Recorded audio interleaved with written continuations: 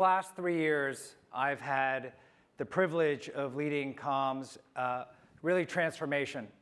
And that transformation process has gone from us being a consumer, global consumer app, really focused on sleep and your mental health, to being now focused more on and transforming more into a full end-to-end mental health care company. And this work for me is extremely personal. I had my first panic attack when I was 14 years old. I had sweaty palms, tightness in the chest, shortness of breath, and I didn't really understand quite what was happening at that moment. So for today, and for me today, it's much more than a job. It's a mission. And this mission is to help as many people as humanly possible to access mental health services on a global basis whenever they need it. Now, I'd love to make this a little bit more interactive. And the way I'd love to make it a little bit more interactive is that we all know that it's really hard for leaders to lead in this new age of AI when we feel that our batteries are depleted. Now, we know that mental health is probably the most approachable that it's ever been. I love that we can have these conversations on a global basis. But here's the thing. Why can't we have these conversations at work? It's not like the TV show Severance, where you go to work and your mental health just checks itself at the door. So I wrote a whole book about this. And I tried to take a heavy topic and make it a lot more approachable at work. And that was to equate your mental health like a phone battery.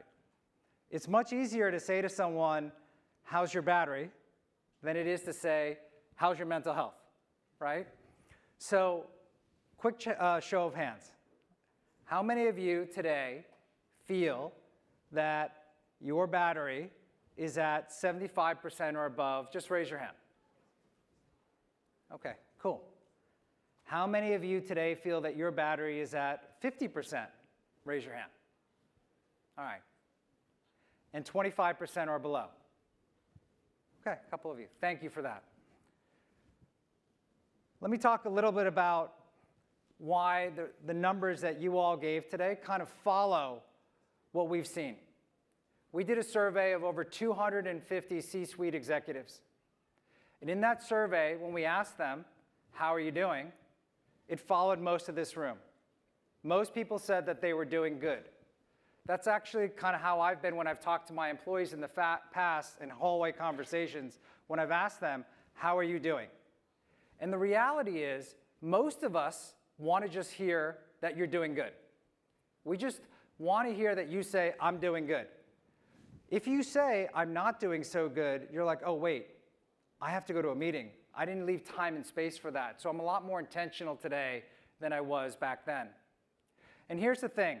In our survey, when we ask people, how are you really doing, that's when we start to get real responses. And we found that over 48% of those individuals were feeling overwhelmed. We also saw that 25% of them were feeling anxiety or depression, and that only 1 in 4 executives said that their batteries were fully recharged at the moment. So let's talk about the why and what's happening and this great paradox that we see. How many of you in this room have trouble sleeping at night? Okay. That's a pretty big audience.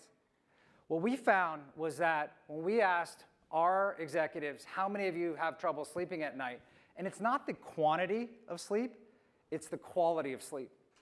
So many of them, at 41%, said, hey, we struggle at night having good quality sleep. A little hack for you all, if you can do this. If you can actually not let the phone be the last thing you see at night, that's a great first step before you go to bed. And a bonus, if you don't let the phone be the first thing you see in the morning, that can help your quality of sleep immensely. Just give it a try. The second thing we found is if you can't sleep at night, the next thing that we started to see is that 34% are feeling drained. And then 40% are unable to be mentally present. So think about this, what's happening. You can't sleep at night, you're feeling drained, and you're not mentally present in the office. That leads to a startling fact. that 1 out of 2 who took our survey actually said that they are thinking of stepping down. These aren't just data points, everyone. This is kind of the new leadership reality that we are living in today. And here's the thing. Most leaders, like in this room, are operating at about 20%. Think about what that means. If you were an athlete today and you wanted to go out and do a sport, would you go out and try to do your best at 20%? If you were a coach, could you really lead at 20% that team? I think for most of us, intuitively, we would understand that answer is no. So right now, we are making some of the biggest decisions, whether it's in the office, whether it's around large topics, whether it's around AI, the future of work, at 20%. So if you really think about it, these conversations are so important. And here's what else that's happening today. We're having conversations in AI that are super broad. We're having conversations about how AI can make us more efficient. We're having conversations around AI, will it replace humans? We're having conversations like in today about what is the future of AI and work. But from where I sit, at the intersection of technology and mental health, I believe we are asking the wrong question. The question is not whether AI will replace humans. I think the thing that we have to ask ourselves as a leadership group is, how do we support humans so we can lead in the age of AI? And I'll say this a different way as well. How can we support you so you can lead in the age of AI? And let me show you some stats around this. Our surveys have showed that 79% of the leadership teams believe that the human brain is the original data center. That makes sense. But we've also seen that 13% say they fear that AI will replace human workers, which is lower than the general public. And most leaders feel that AI is actually very complementary. This is where our conversations around mental health care and mental support are so important from a foundational level going forward. And this is some of the work that we're doing at Calm and Calm Health. And let me tell you what we're doing. We're seeing when you engage with Calm around your mental health that you're 2 times more likely to engage in our mental health services and outpatient care.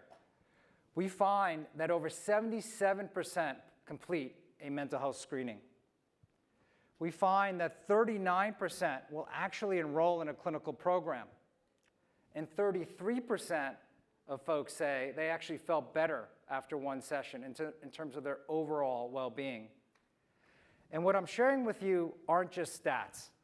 They're really a new foundation for us moving forward. Companies invest in their mental health really see a 3 times higher, larger engagement. They see less burnout and a higher ROI. They see 4 to 1. 84% of folks believe that mental health directly impacts the bottom line.